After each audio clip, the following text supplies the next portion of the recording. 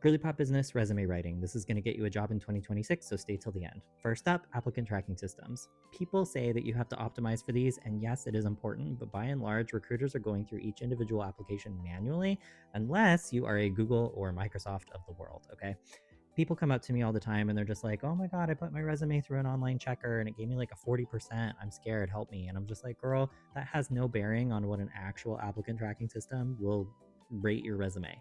And for that matter, there's really not a score that goes into these resumes at all. It's just filtering based on whatever a recruiter calibrates for, typically keywords, in a job description. So what do?